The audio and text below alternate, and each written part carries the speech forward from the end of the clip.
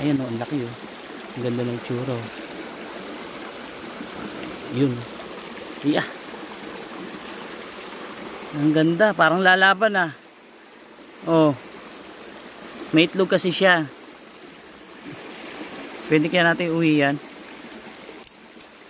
Ang ganda kasi niya eh. Kumapit kaya dito.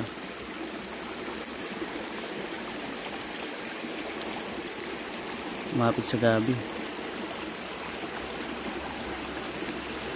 Oh. Ouch, ang ganda. Iuwi ko kaya, alagaan ko. Ganda no. Ganyan manggagamba. Oh, yung mga nanggagamba diyan, palakihan tayo ng huli. Palagi ko yung gagambang nahuli ko. Hindi kayo sasaputan na ito. Tingnan niyo yung tsura oh. Ang ganda, di ba? Oh. Anong klaseng gagamba ka? Yan, tingnan natin kung magpo-focus.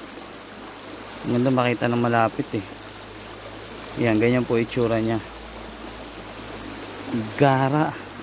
Ito ba yung tarantula? Tingnan nyo nga po. Yan. Tarantula ba yan? Pakawalan natin. Kasi para dumami siya. Ayun po yung aking pagkain ngayong araw. Abangan nyo na lang po. Ayan. Masarap yung laman yan. Mag-isa lang po ako ngayon. Ang ganda ng lugar na kinalalagyan ko. Tignan nyo. Tingnan nyo, nakakita tayo ng pakagandang gagamba. Laki-laki. Oh, yung mga nanggagamba dyan, panis kayo no. Laki ng huli ko. Pakawala natin. Ayan, malakas naman siya. Yan oh, kagandang gagamba.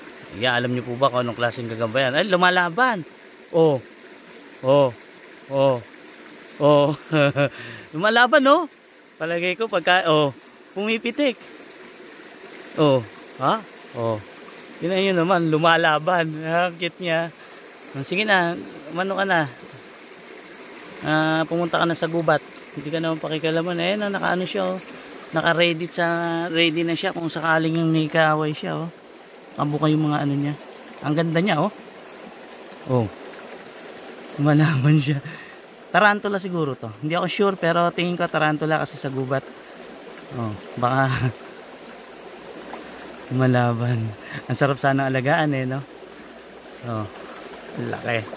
Kaso nga lang kasi baka hindi mabuhay sa atin kaya mas maganda pakawalan natin.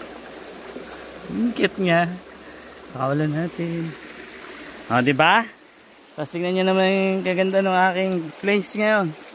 At yung niluluto ko, malapit na maluto. Dito ako kakain ng manghalian. Abangan nyo na lang po kung ano yun. Ganda ng lugar na to. Bundok na bundok pa. Diba?